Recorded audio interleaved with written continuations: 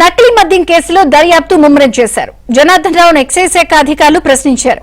నకిలీ మద్యం కేసులో A1 గా ఉన్నారు జనార్దన్ రావు.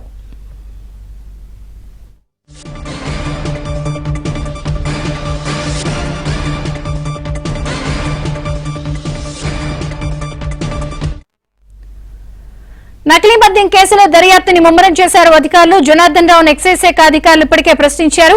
నకిలీ మద్యం కేసులో A1 గా జనార్దన్ రావు ఉన్నారు. అప్డేట్స్ ప్రసాద్ అందిస్తారు. ప్రసాద్, విజయనగర నకిలీ మద్యం కేసుకు సంబంధించి ఎక్సైజ్ శాఖ అధికారులు అప్పుడే దూకుడు పెంచారు. ప్రధానంగా ఈ కేసులో A1 గా ఉన్న జనార్దన్ రావు నిన్న గన్నవరం ఎయిర్పోర్ట్ లో అరెస్ట్ చేసిన తర్వాత, అదుపులో తీసుకున్న తర్వాత ఆయన్ని రాష్ట్ర ప్రవేశంలో ఉంచి విచారించారు.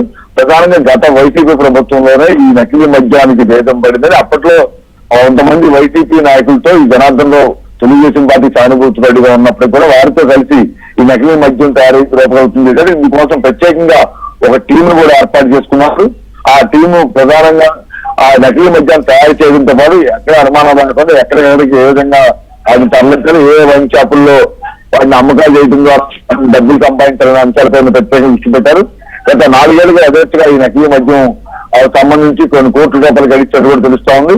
అయితే ఈ కోట్ల ప్రభుత్వం వచ్చిన తర్వాత ఈ నకిలీ మద్య వ్యవహారం బయటకు వచ్చింది. అయితే ఇందులో తెలుగుదేశం పార్టీ సానుభూతి పార్టీగా ఉన్న జనార్దన్ రావు పేరు రావడంతో మొత్తం రాజకీయంగా తెలుగుదేశం పార్టీకి ఆపాదించేందుకు వైసీపీ కుట్రలు చేస్తున్నారని కూడా ప్రయత్నిస్తున్నారు. ఇక ఎకరాపరమైన దర్యాప్తుకు సంబంధించి ఎక్సైజ్ శాఖ అధికారులు కూడా ఇప్పటికే దీనికి సంబంధించి ప్రత్యేకంగా అన్ని కోణాలుగా పూర్తి స్థాయిలో విచారణ చేస్తా ఉన్నారు.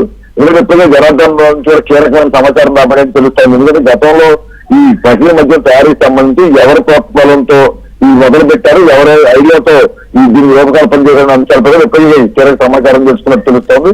అంతేకాకుండా మరికొంతమంది పాత్రదారులు సూత్రధారులు కూడా ఇందులో ఉన్నట్టు కూడా ఇప్పటికే గుర్తించారు.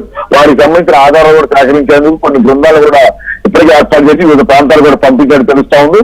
ఇక ఈ మద్యం తయారీ ఒకటైతే వాటికి సంబంధించిన లేబుల్స్ కావచ్చు, బాటిల్స్ కావచ్చు, ఇవన్నీ కూడా ప్రత్యేకంగా ఒక గోడౌన్ కూడా ఏర్పాటు చేసి అక్కడ నుంచే ఇతర ప్రాంతాలు ఎక్కడైతే తయారీకి సంబంధించి ఎక్కడైతే ఉంచారో అక్కడ తరలించేది కూడా ప్రత్యేకంగా ఒక టీం కూడా ఏర్పాటు చేశారు. ఇక ప్రస్తుతానికి దాదాపు ఈ మొత్తం నకిలీ మద్యం కంపెనీలో ఇప్పటివరకు 21 మందిని నిందితులుగా చేశారు. ఇందులో ఈ సంఖ్య మరింత పెరిగే అవకాశం ఉందని కూడా చెప్తున్నారు. మరి 2-3 రోజుల్లోనే జనార్దన్ రావు నుంచి వచ్చే సమాచారంతో మరికొంతమంది అరెస్ట్ చేసే అవకాశం ఉందని కూడా చెప్తున్నారు Vijayachandrika. Okay Prasad, thank you.